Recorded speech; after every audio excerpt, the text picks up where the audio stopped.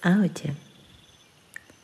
Sedím si tu v zemi slobody a je noc.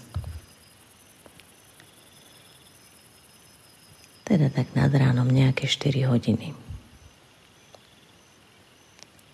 A tak mi chodia hlavou rôzne myšlienky a túto vám musím povedať. My ľudia stále medzi sebou bojujeme a súťažíme. Ženy súťažia so ženami, muži s mužmi. Ženy bojujú s mužmi, muži so ženami. Národy súťažia alebo bojujú s národmi. A je to taký strašný nezmysel.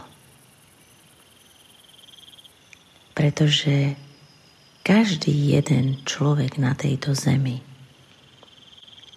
je dobrý až úžasný v niečom špeciálnom.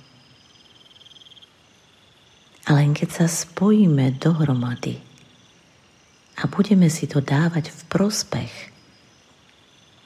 len vtedy môžeme byť génius.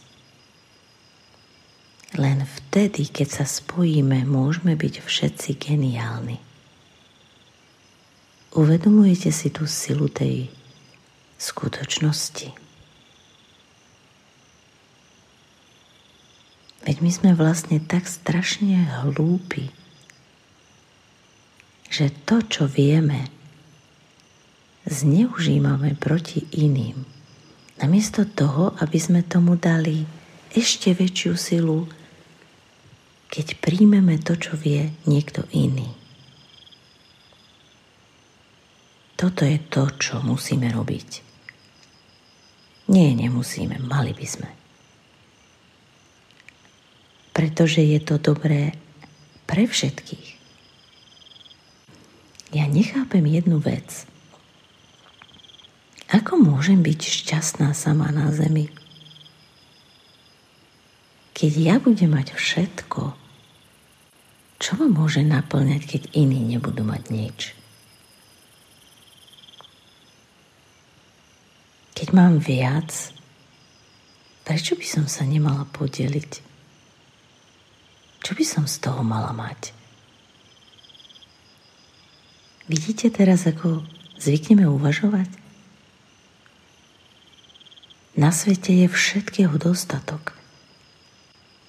Prečo by nejaká skupina alebo jednotlivec mal mať niečo viac?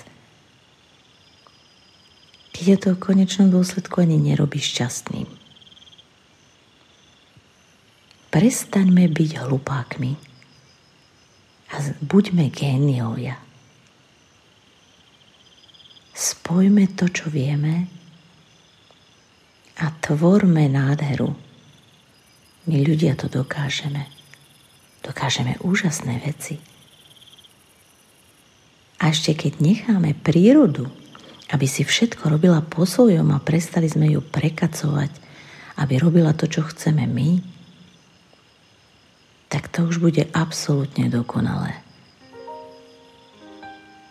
Vôbec nie je potreba čakať na zázrak. Tie zázraky dokážeme robiť každý deň.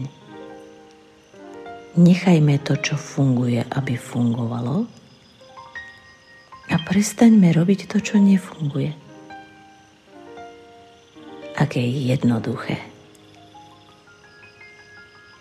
Nechajte si to prejsť hlavou a skúste sa riadiť tým, čo vám hovorí vaše vnútro. Dajte si otázku.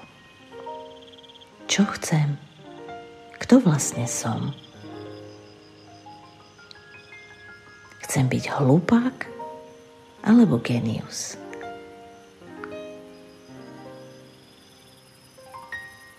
My sme géniovia. Nenechajme zo seba robiť hlupákov. Vidíme sa v zemi slobody. Čaute.